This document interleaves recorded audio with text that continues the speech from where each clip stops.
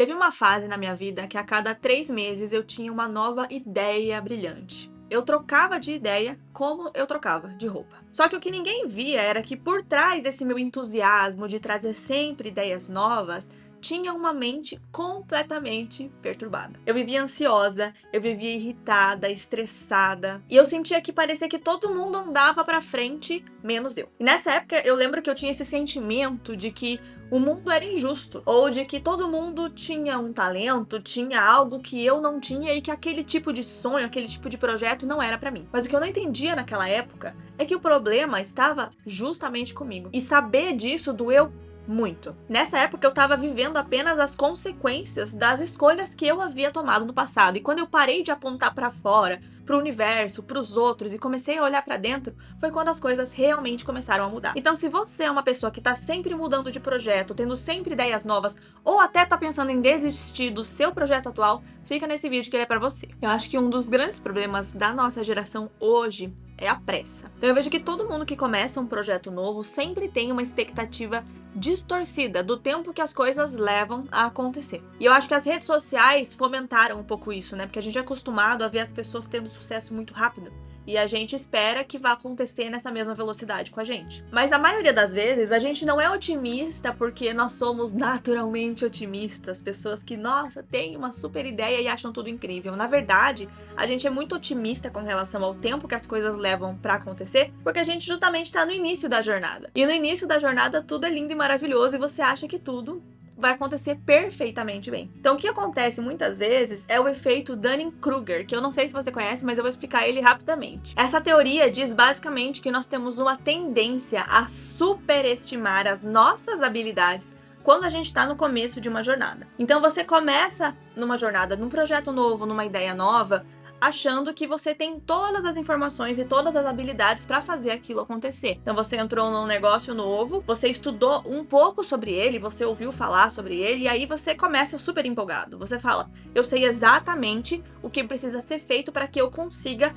atingir os meus objetivos. Só que conforme o tempo vai passando e você começa a se envolver no projeto de verdade, você começa a enfrentar os problemas daquele projeto, os problemas de qualquer coisa nova que você vai fazer. Então nessa hora, a sua autoconfiança começa a baixar cada vez mais. E aí quanto mais você faz e mais profunda vai sendo a sua interação com aquele projeto, quanto mais você se envolve, menos confiante você fica na sua habilidade de fazer as coisas. Então chega num momento em que você vê que você tem praticamente zero habilidade para conseguir tocar essa ideia. Então essa é a hora que a sua confiança cai lá embaixo e as pessoas caem nesse vale que eles chamam de deep, o buraco mais tenso dentro de uma jornada, que é o vale do desespero. Nessa hora, você fala, eu não sei nada. Nada, eu só me frustrei, eu só tive resultados negativos, nada confirma que eu vou conseguir seguir nessa jornada. Porém, as pessoas que conseguem continuar fazendo e continuar testando, mesmo nesse estado de desespero, de nervoso, né, de quase desistência, são as pessoas que conseguem sair dessa fase que todo mundo eventualmente passa e aprendem o que elas precisam para conseguir sair e ter sucesso. Mas o que acontece é que a maioria das pessoas, quando chega nesse lugar mais embaixo, que é o vale do desespero, elas desistem.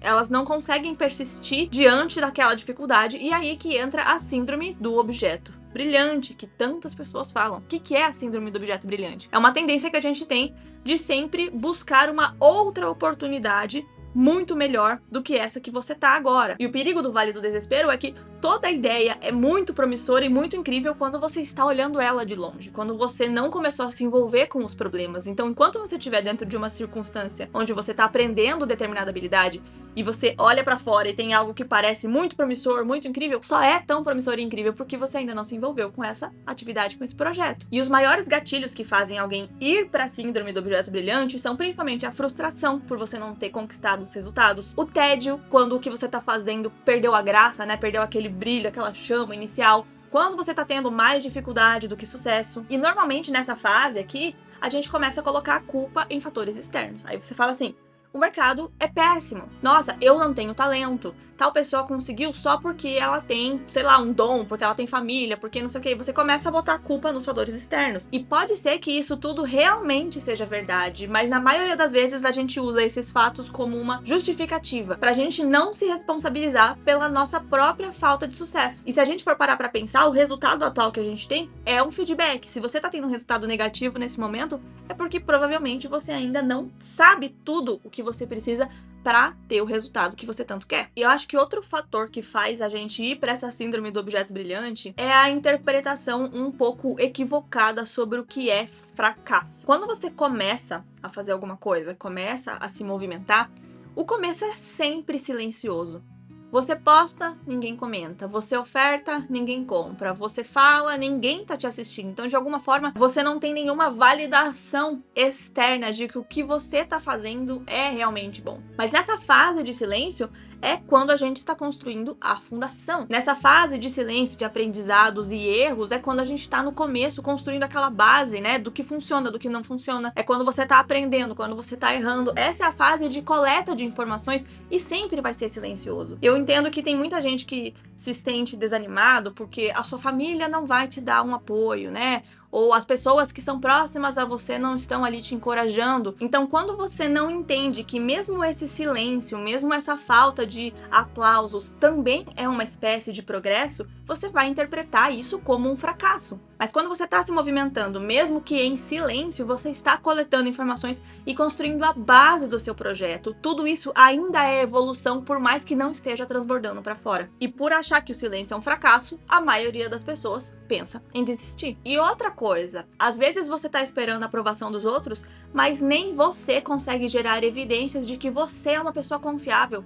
Às vezes você tá esperando o aplauso dos outros, mas você não fez o que você se comprometeu com você mesma, nem você se valida. E se teve um aprendizado que eu tive ao longo da minha vida é que uma das melhores formas de mensurar o progresso é observar o nosso comportamental. É ver se eu consigo fazer o que eu me comprometi a fazer de forma constante, mesmo que eu não esteja vendo os resultados ou mesmo que eu não esteja vendo uma plateia me aplaudir. Sabe por quê? Porque se você consegue fazer isso, você vai continuar fazendo até que o resultado venha. As pessoas mais confiantes que eu conheço, elas não são confiantes porque elas têm certeza de que essa é uma excelente oportunidade e que isso é incrível e o cenário externo está a favor dela. Pode ser que elas acreditem nisso, mas mais do que isso, elas acreditam que elas são capazes de fazer. As pessoas confiantes, elas acreditam que, independente da circunstância que eu estiver, eu vou dar um jeito de me virar. Eu vou dar um jeito de aprender e contornar a situação para que eu tenha resultados. Então não é sobre confiar no contexto, no cenário, na oportunidade, mas sim confiar em si mesmas. Então as pessoas que confiam em si mesmas, elas sabem que elas não vão parar até que o resultado aconteça. E talvez você ainda não confie na sua capacidade de conquistar as coisas porque você não demonstrou para você mesmo que você é confiável. Você fala que você vai se cuidar no começo do ano, chega no meio do ano, 2 meses depois você já parou. Você fala que você vai executar tal projeto, que você vai melhorar tal coisa, você nunca coloca em prática. Então você quer começar a confiar mais em você? Pegue algo e se comprometa a fazer isso. Pra mim, o melhor exemplo é você começar pela sua saúde. Você fala que vai se cuidar, que você vai fazer um exercício físico. Pegue, sei lá, vou começar a fazer academia. E se você conseguir se comprometer a fazer algo desconfortável por 1 ano, mesmo sem ver os resultados,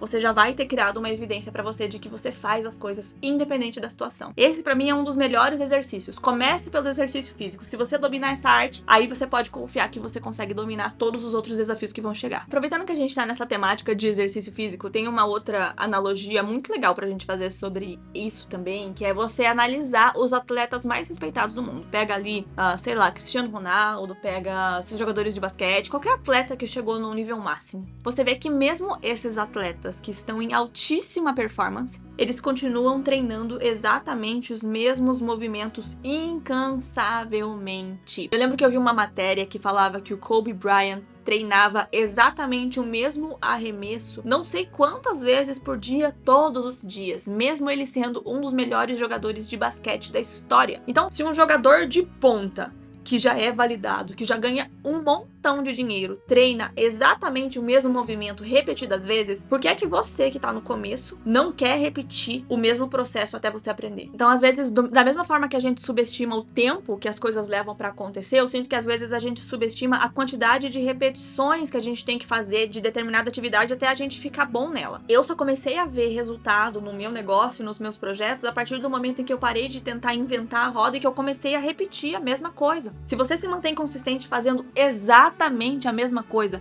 por meses, por anos, é inevitável que você se torne um dos melhores dentro dessa área. Agora, se você muda de ideia o tempo todo, você nunca vai ter tempo suficiente, nem repetições suficientes para você ser bom de verdade. Então, o erro não é você ir devagar, o erro não é você tropeçar várias vezes no meio do caminho, o erro não é você precisar, de certa forma, reajustar a rota um pouquinho, mas o erro é você sempre parar cedo demais. Porque talvez você esteja sendo imaturo de esperar o sucesso sem ser bom o suficiente. Talvez você esteja esperando uma recompensa e uma validação sem ter entregue ainda para o mundo o quanto você precisa entregar. Então, se você quer mudar o jogo da sua vida, se você quer mudar a sua situação, pare de buscar a fórmula nova, pare de buscar o atalho, o caminho mais fácil, pare de achar que a grama do vizinho é mais verde. A grama do vizinho é mais verde apenas porque você ainda não chegou perto dela. Quando você começar a chegar, você vai ver que não é tão verde assim. Escolha uma coisa para você fazer, repita ela com intenção, com constância, que o seu sucesso vai ser inevitável. Eu espero de verdade que esse vídeo te ajude a não mudar tanto de ideia, que você pare com a síndrome do objeto brilhante. Se você gosta desse assunto sobre consistência, eu tenho esse vídeo aqui que te ajuda a ser mais consistente nas suas ações, e pode ser que o seu problema não seja consistência, mas seja um desequilíbrio entre procrastina e executa demais de forma desenfreada, completamente perdida. Eu tenho esse outro vídeo aqui que fala sobre equilíbrio entre as duas energias. Muito obrigada, deixe seu comentário, seu like e eu te vejo no meu próximo vídeo. Um beijo e tchau!